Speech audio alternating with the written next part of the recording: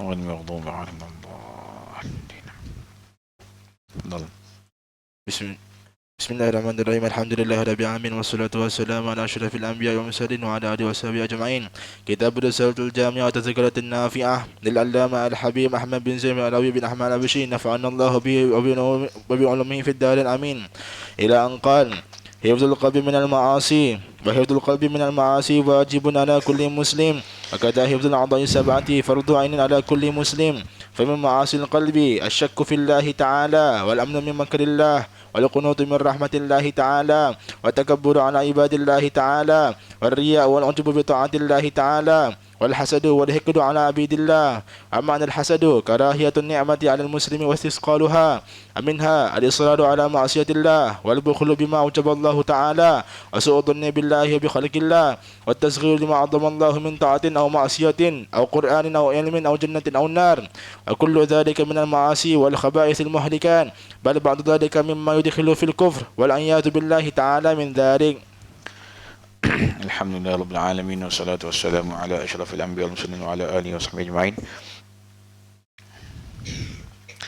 سبحانك لا علم لنا إلا ما علمتنا إنك أنت العليم الحكيم. رب اشرح لي صدري ويسر لي أمري واحلل عقدة من لساني يفقهوا قولي ولا حول ولا قوة إلا بالله العلي العظيم. Alhamdulillah, pagi ini kita masuk dalam bahagian yang ketiga. Bahagian ketiga dalam kitab ni. Kitab Risalah Al-Jami'ah Tazkirah Nafi'ah, karangan Al-Habib Ahmad bin Zain Al-Habshi, menghimpunkan 3 ilmu fardu ain. Ilmu yang pertama ilmu tauhid, kita dah baca di awal kitab. Yang kedua ilmu fiqh, kita dah selesai sebelum cuti hari itu, terlepas. Dan kita masuk bahagian yang ketiga ilmu fardu ain, iaitu qismut tasawuf, bahagian tasawuf. Tamam. Ada yang tak ada kitab lah? Pelajar yang baru pindah tak ada kitab lah? Nanti Faris kira berapa minta kat rumah yang kurasi punya tu, Risal Jamiah. Pelajar lama yang ada yang tak ada kitab? Siapa yang tak ada kitab, yang pelajar lama, tolong beli dekat koperasi. Kita dah bagi seorang satu kan, free. Ni kalau hilang kena beli. Tamam. Yang belum dapat nanti minta kat ketua pelajar. Okey. Hifzul qalbi minal ma'asi.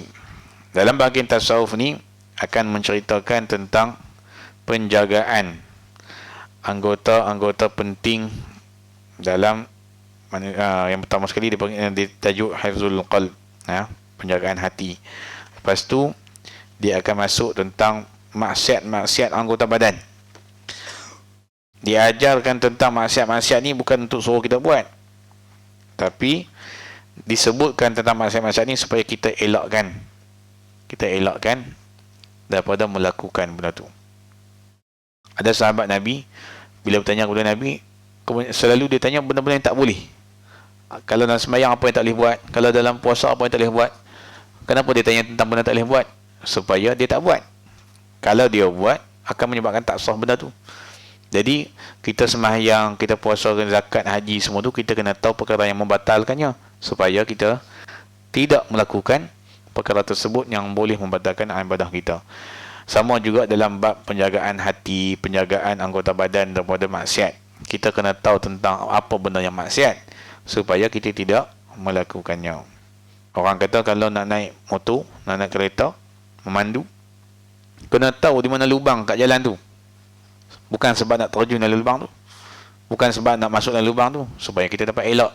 Kita tahu sini ada lubang, kita elak. Taklah masuk dalam lubang tu bila kita mandu kawasan tu. Tamam. Okey. Wa hifzul qalbi minal ma'asi wajibun ala kulli muslimin. Memelihara hati, menjaga hati itu daripada maksiat wajib ke atas setiap orang Islam.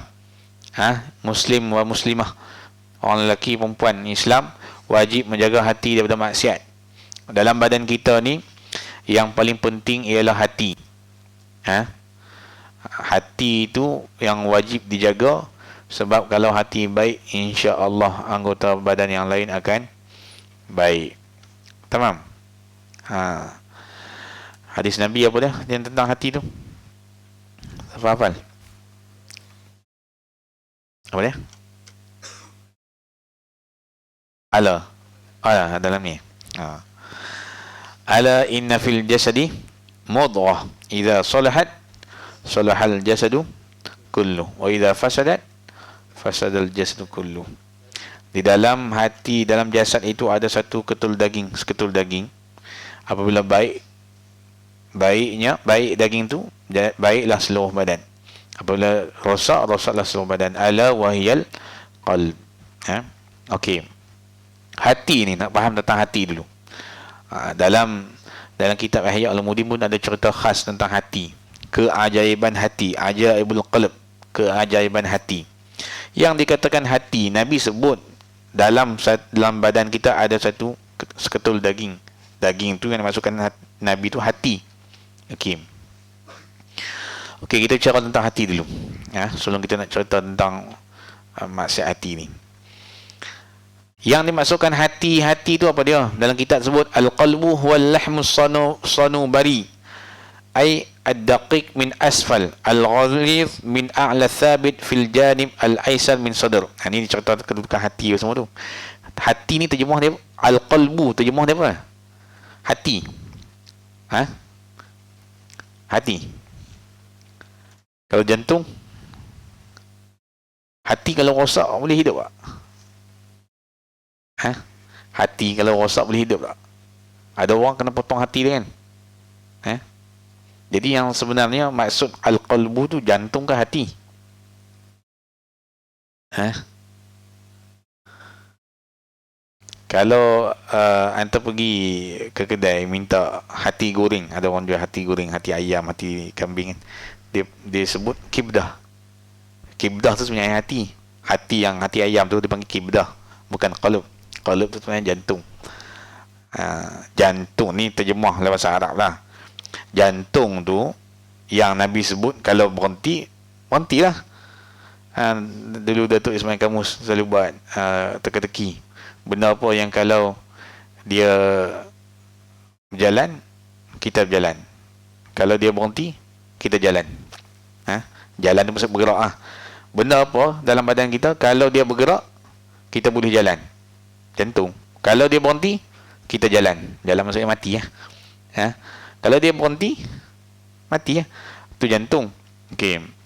Jadi yang kita nak faham hati, yang dikatakan hati, kena jaga hati. Hati apa? Hati yang kita faham sama ada dalam bentuk love. Orang sebut hati bentuk love. Hati tu bentuk love lah. Sebab apa bila sebut hati orang lukis bentuk love. Love tu maksudnya apa?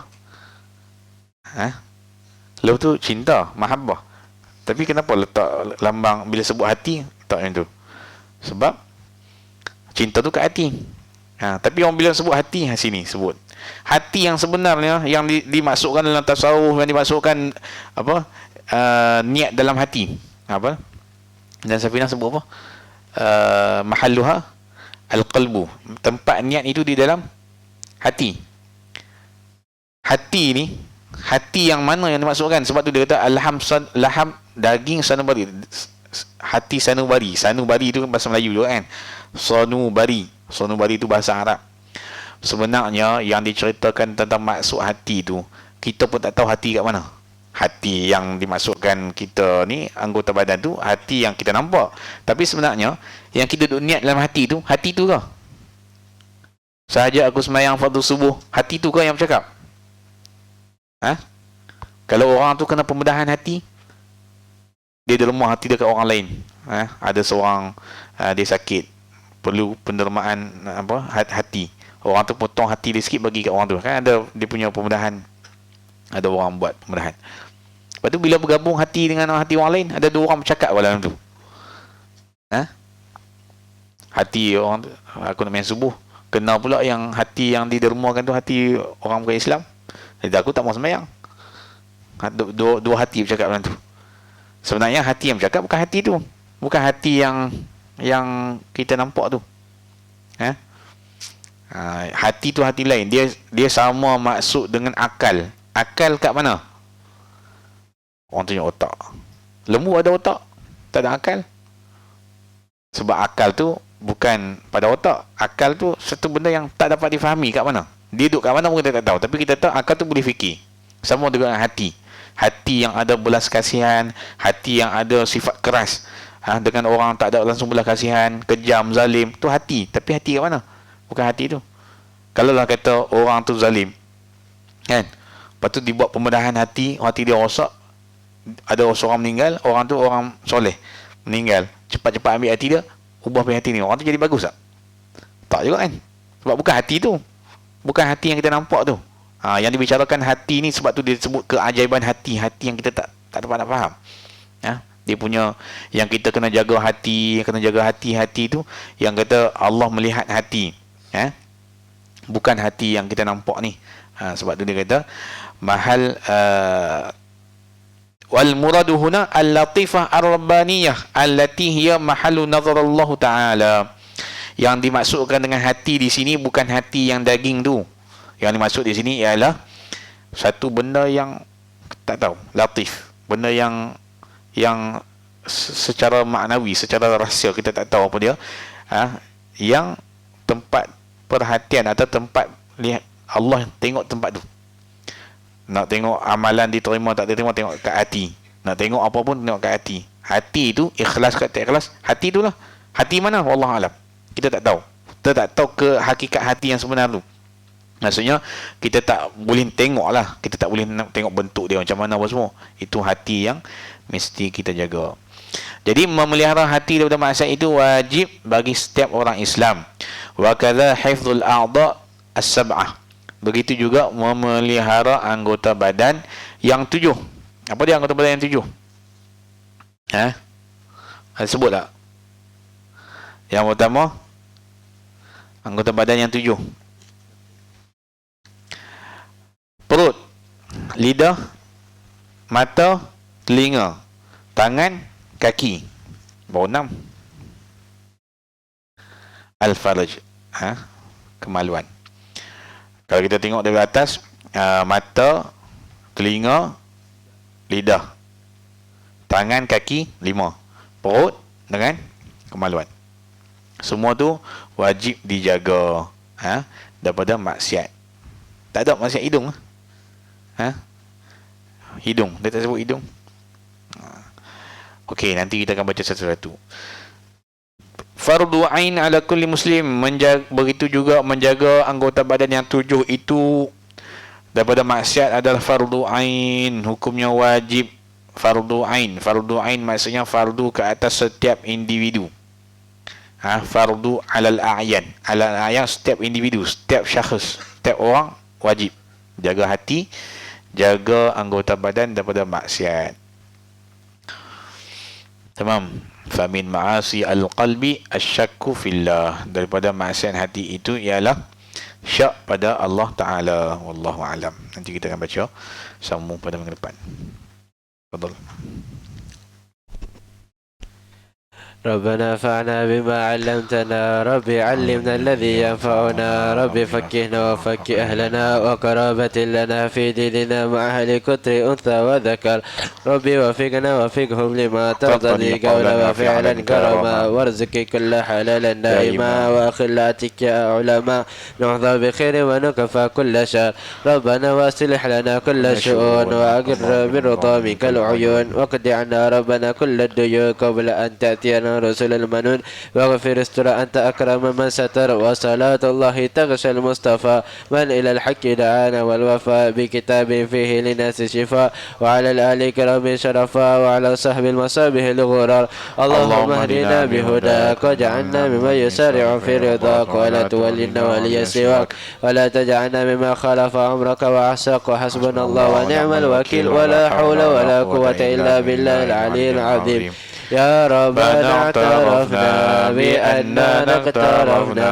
وأننا أسرفنا على الأعضاء أشرفنا فتب علينا توبة تسل لكل حوبة واستر لنا العورات وآمن الراعات واغفر لوالدينا ربي ومولودينا والأهل والإخوان وسائر الخلان وكل ذي محبة أو جيرة أو صحبة والمسلمين أجمع آمين يا ربي اسمع فضلا وجودا منا لا باكتساب منا بالمصطفى الرسول نحظى بكل سول بالمصطفى الرسول نحظى بكل سول بالمصطفى الرسول نحظى بكل سول صلى وسلم ربي عليه عند الحب